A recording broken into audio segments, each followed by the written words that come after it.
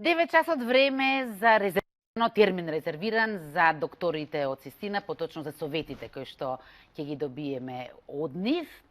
Овој пат денеска гостинка ни е доктор Надица Божиновска-Димова, ендокринолог. Пред да преминеме на темата, прво морам редно, културно и со оглед на денешниот ден и на темата што имавме досега да ја го честитам именденот. И благодарам да ми се враќа само со љубов и надеж, нели? Убав ден, сигурно ќе имате уште многу честитки. Сега да преминеме на темата.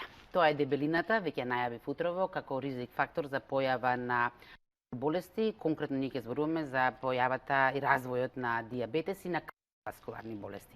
Но ајде прво поопшто, што поопшто му прави дебелината на организмот, на нашето здравје?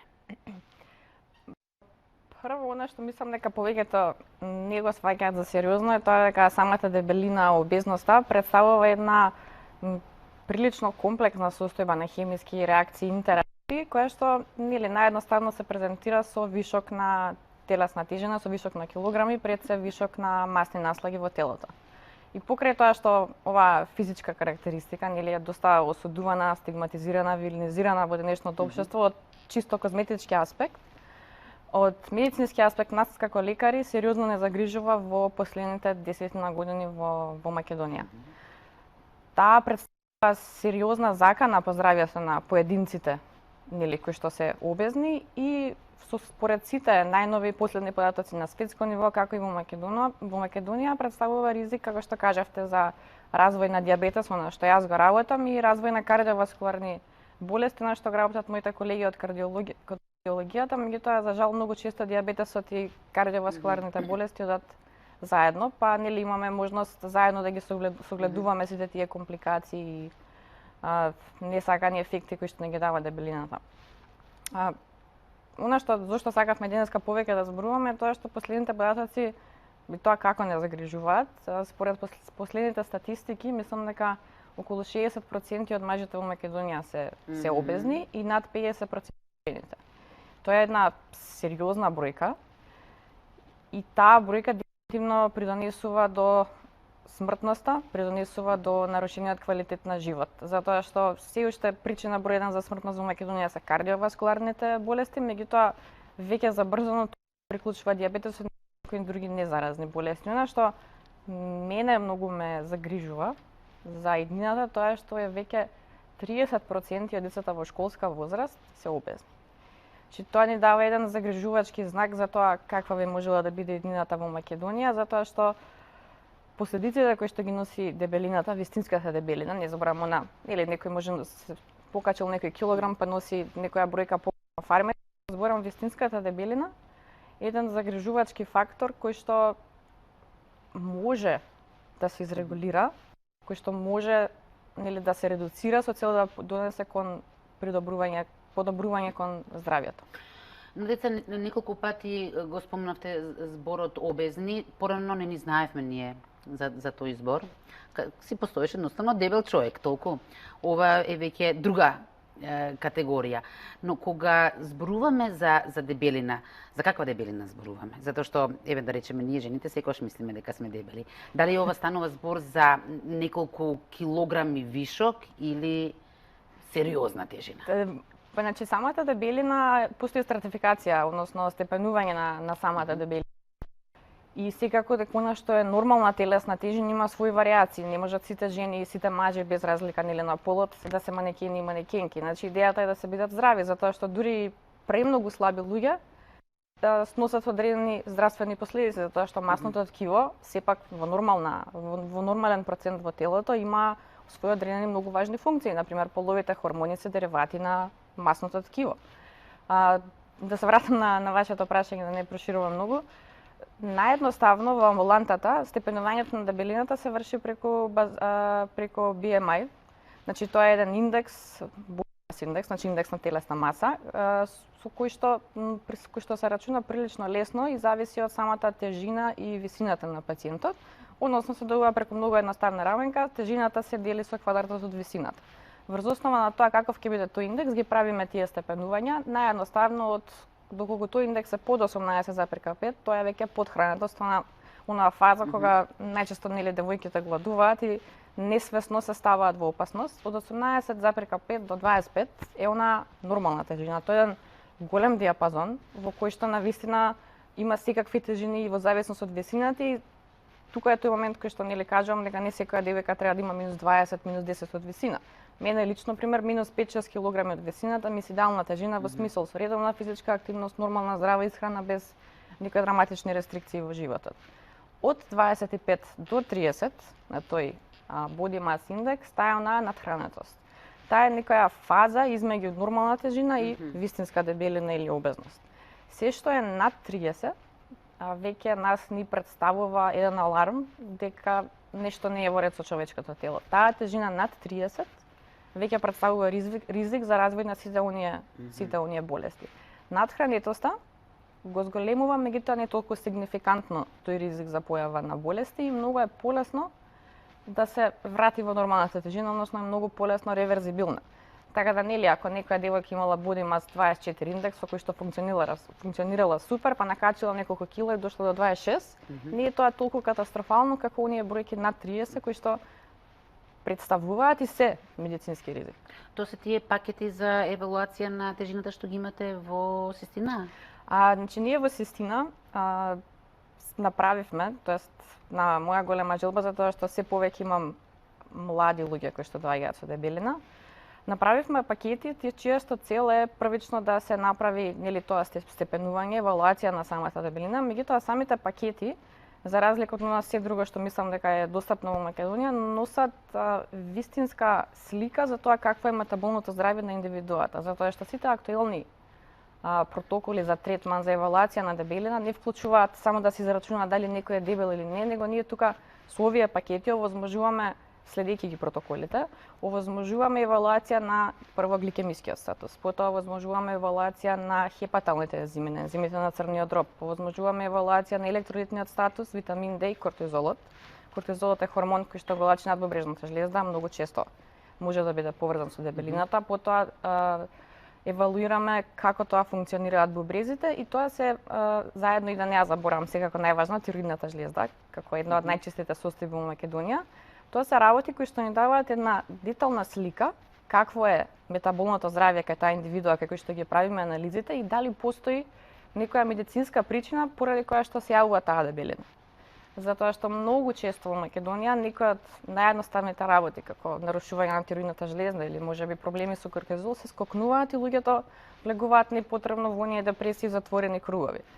Многу чест проблем, затоа што за евалуација на гликемискиот статус го евалуираме инсулинот, представува инсулинската резистенција. Таа инсулинска резистенција е корен на многу здравствени проблеми, вклучувајќи ги тука секако дијабетесот, меѓутоа и кардиоваскуларните заболувања и еден од темелите кои што го прават овој пакет. Покрај овие лабораториски анализи правиме и снимање на телото за евалуација на тоа како и каде се распределени мастите, затоа што самата распределба на мастите, која што во голема мера е генетски зависна, исто така многу влијае на ризикот за метаболни болести. Затоа што не знам колку сте приметиле, меѓутоа вообичаено жените ние сте се дебелиме околу колковите. Тоа е благодарение на естрогенот, викам благодарение затоа што тие масти се добри масти и се таму распределени затоа што во принципот таму најлесно се земаат доколку жената дои, значи така ни инструирано телото. Мажите, за разлика од жените, во главно се дебелеат околу стомакот.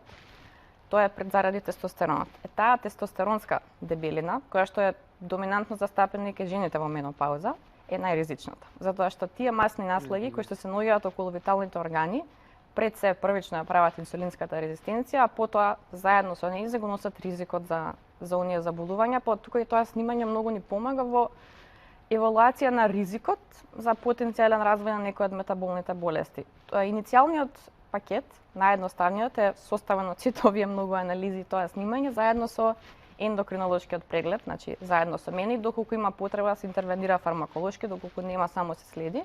Меѓутоа имаме и уште втори, трет, малце покомплексни пакети кои што се состојат од мултидисциплинарен пристап за евалуација на дебелината. Во нив влагаат разговор со психолог, затоа што тоа е едно од основните и најважните работи покрај метаболната евалуација за обезноста и секако консултација со нутриционист, како и со нашите тренери во Фитнес Премиум центарот.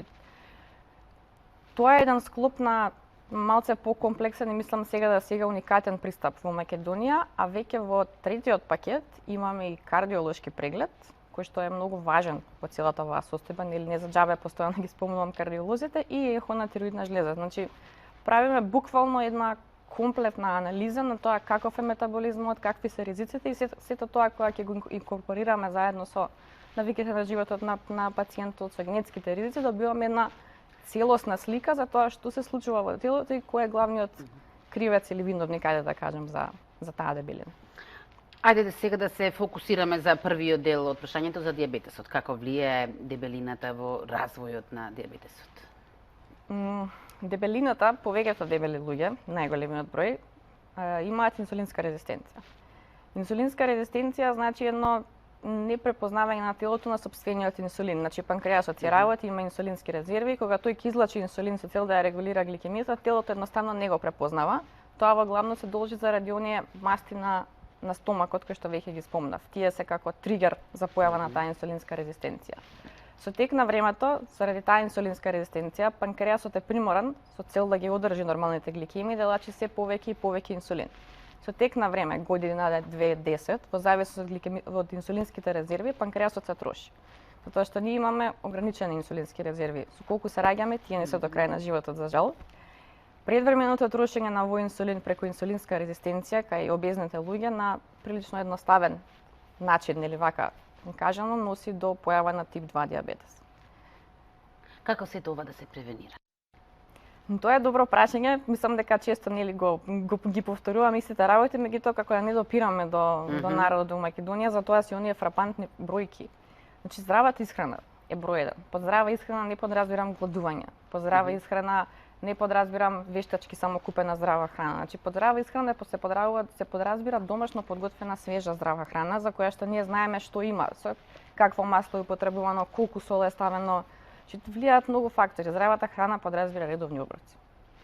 Меѓутоа, пред се здрава храна подразбира покрај нутритивно оправдани калории, онолку калориски внес колку што ни треба, затоа што без разлика која е причината, дебелината во основа настанува заради внес на екстра калории до оние кои што вистински му се потребни на телото.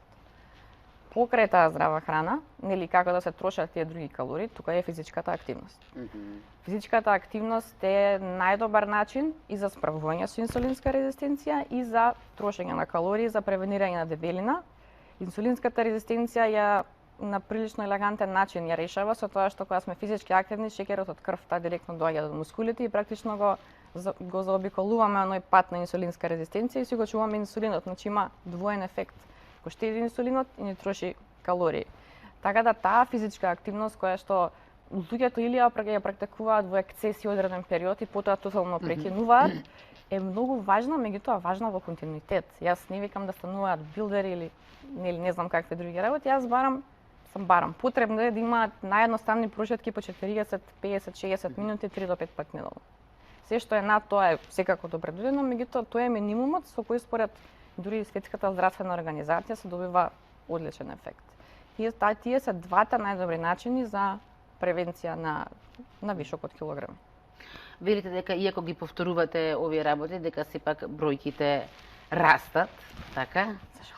Кај нас, да речеме нашиот регион или пак генерално во светот? Генерално во светот, меѓутоа во Македонија се со забрзан пораст. Тоа се должи на многу ни е полесен животот во 21 век, меѓутоа со тоа автоматски е многу намалена и физичката активност. Сега имаме ескалатори, имаме лифтови, има такси, има многу луѓе возат автомобил, има секакви начини на превоз. Рачунете само со тоа колку помалку се трошат калории на дневно ниво и дополнително на што мислам дека изборувавме што е голем проблем е многу млади мои генерации кои што купуваат готова храна наместо да готват дома, тоа е се затоа што немаме време и тоа е некој затворен круг од кој што е доста тешко да се излезе. Колку во сета ова приказна е важно навреме да се открие дијабетесот со оглед на тоа што некогаш и нема симптоми, така? Тогаш како навреме да се открие? Дефинитивно е многу важно, затоа што навремената дијагноза спасува многу компликации и потенцијално нарушување на квалитетот на животот. Како да се открие дијабетесот? Се открива прилично едноставно, тоа е со лабораториска анализа на крвта, меѓутоа Не секогаш луѓето го сваќаат сериозно. Јас имам пациенти кои што ќе дојдат ќе ми кажат неколку години им бил 7, 8, 9, 10 на гладно, меѓутоа не било тоа многу. Повеќето доаѓаат кога ќе биде 15. Тоа е веќе сериозна вредност. Значи при првиот аларм, при првите покачени анализи треба да се направат ендокринолошки прегледи со кои што ќе се види дали е навистина дијабетес, пошто не секогаш е дополнително некој ако има некој во фамилија или некој ако има вишок телесна тежина. Тоа се причини плюс да се прават тие прегледи, со тоа што морам да кажам дека има еден добар процент на луѓе кои што знаат имале татко, мајка со дијабетес, виделе што прави дијабетесот. Ако имаат вишок тежина, ако нешто забележат, доаѓаат да речам пред време или во самото време кога ни е потребно сето тоа да го ставиме под контрола со цел да превенираме во најдобар случај дијабетес, во најлош случај да го дијагностицираме на време и да го третираме правилно. За жал и старосната граница се повеќе се спушта, она што порано било обичаено, не знам, за 40 години, сега дури имало и случаи 8 годишни деца. Се од ваша пракса? Вака, дијабетесот секогаш постоел во главно поделен на две форми, тоа е тип 1 и тип 2 дијабетес. Тип 1 дијабетесот се јавувал порано бил познат како дијабетес кај детска популација, што тоа е веќе сосема друга болест. Тип 2 дијабетес, оној кој што порано важел кај возрастните, како што кажате, сега се јавува и кај деца. Тоа е пред се кај обезни деца. Значи сериозно дебели деца кои што јадат само нездрава, висококалорична храна, богата со масти и јаглехидрати. И да, тоа е сериозен проблем, нешто на кое што мислам дека треба да се влијае можеби на ниво на државата со програми за зголемување на свесноста кај луѓето, затоа што дебелината носи само во еден правец, а тоа е правец со лош исход. Ајде сега да преминеме на кардиоваскуларните болести. Вчера беше светскиот ден на срцето, така? И повторно беше повторено она што веќе сите го знаеме, дека број 1 причина за смртност во светот е најновите податоци дека 31% од смртноста се должи токму во Македонија е многу поголем. Во Македонија. Не, јас знам ова беше на светско ниво беше. Во Македонија е многу поголем. Нели јас не сум соодветно да зборам конкретно за кардиоваскуларните болести, не сум кардиолог, тоа го оставам во сигурните раце на моите колеги од Систина. Меѓутоа со оглед на тоа колку ми е важно кардиоваскуларното здравје,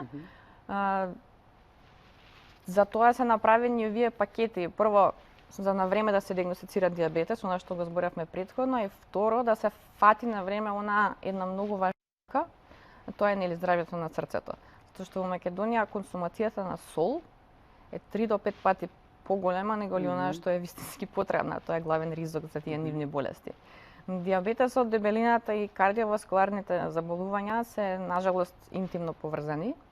Од тука доаѓа потребата за мултидисциплинарен пристап, соработка и нели третман на пациентот во целост. Тоа е она што ние го нудиме со пакетите, меѓутоа и го практикуваме во Систина, затоа што кај мене доколку дојде пациент кој што е обезен, пациент со дијабетес, пациент со некое нарушение кое што е поврзано со кардиоваскуларните болести, јас не се случува да промашам да препорачам нели веднаш да ги видим некој колега или во најмала мера било каде да направат преглед, доколку во моментот не можат, со цел меѓутоа соработката е навистина високо ниво и мислам дека со кардиолозите во Систина имаме едно супер разбирање дека едната со другата болест се многу поврзани, дека потребно и двете да бидат регулирани, од тука и пакетот за навремено сите тие работи кои што ни прават проблем.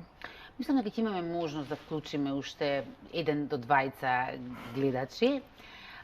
Како и да е вака, сума сумарум многу едноставно звучи, а тоа е дека едноставно треба здрава исхрана да го ведеме, да го замениме овој начин исхрана со поздрав и повеќе се движиме. Наједноставните работи се најубавите во животот, меѓутоа тенденцијата да се оди кон некои комплексни за жал. Меѓутоа да, тоа сума сумарум е дефинитивно тоа. И знам дека сме досадни, меѓутоа Доколку имаме гледач, ќе ми дадат колегите, се надевам некој знак. Мене ме интересира од ваша пракса. Како реагираат пациентите кога ќе им соопштите нешто што едноставно звучи, но едноставно ќе им кажете мора да ослабите?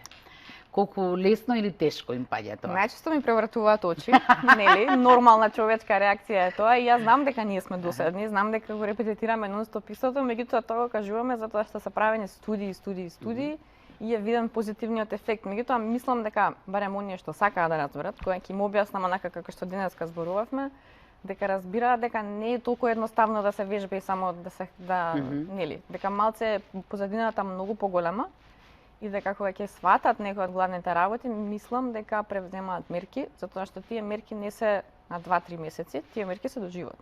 Доколку некој најде оптимум во својот живот, значи храна која што му се допаѓа, храна која што е здрава, најде оптимум од физичка активност и тоа го практикува редовно, килограмите ќе се дојдат на место. И кои им се најчестите прашања што ви ги поставуваат? Во принцип, најчесто прво доаѓаат и ми кажуваат дека се дебелеат од вода. Нели, тоа е на Ништо не јадам, само вода пијам, а се дебелеам. Работата е што они не лажат, они пример тоа го правеле 2 недели, не ослабнале на пример, меѓутоа дебелината е хроничен проблем. Не е таа некоја состојба која што може да се реши, нели вака, не е тоа инфекција која што може да се даде антибиотик па да се спречи. Тоа е представува хроничен проблем и потребно е хронично луѓето да се обидуваат да живеат здраво. Значи тоа да го вметнат во нивниот животен стил, затоа и промена на начинот на живот е она наједноставното, а воедно најтешкото да се направи, затоа што секој може да држи диета 3 месеци. Нели, тешко е да се истренираме ментално и физички, тоа да го практикуваме нели до длабоката старост. Тај Боже. И кои ви се најчестите пациенти што ги имате? Најчести пациенти со обезност се зборуваме за обезни или генерално? Најчестите се оние кои што имаат и дијабетес. За жал, некогаш со овие пакети не доаѓаат пациенти кои што веќе одамна перзистирал дијабетесот. Меѓутоа имаме и многу кои што сме ги фатиле на самиот почеток и посебно ми е драго пошто тоа се пациенти на кои што ќе можеме да им возможиме третман со најдобри лекови, најактивни лекови и ќе го држиме нивното здравје под контрола. Дијабетесот, а после тука секако доаѓа и тироидната жлезда. И мој апел би бил, нели, доколку ги заинтересираат овие пакети, колку можат побрзо да дојдат да го направиме тоа, затоа што мислам дека вака спакувана целосна евалуација, барем немам сретнато до сега на друго место, и нудиме мултидисциплинарен пристап со кој што на време би фатиле доколку постои некое метаболно заболување. Доколку не постои, нели, тоа е воедно, јас најчесто добра и лоша вест за нив. Доброто е што се здрави, лошото е што нема магична таблетка која што ќе им помогне. Тоа значи дека ќе мораат сами да се потрудат, а тоа е најтешкото. Меѓутоа и покрај тоа што сами ќе се трудат, ќе би имале нашата поддршка за во првиот момент кога би требало нешто да се направи. Докторке, многу ви благодарам на ова ваше гостување. Рековте дека треба се повторува, па се надевам дека ќе допреме до оние на кои што тоа им е најпотребно. И благодарам и на сите гледачи кои што ова утро беа со нас. Останете секако со Алфа телевизија, следуваат најновите вести и секако ви посакувам убав викенд.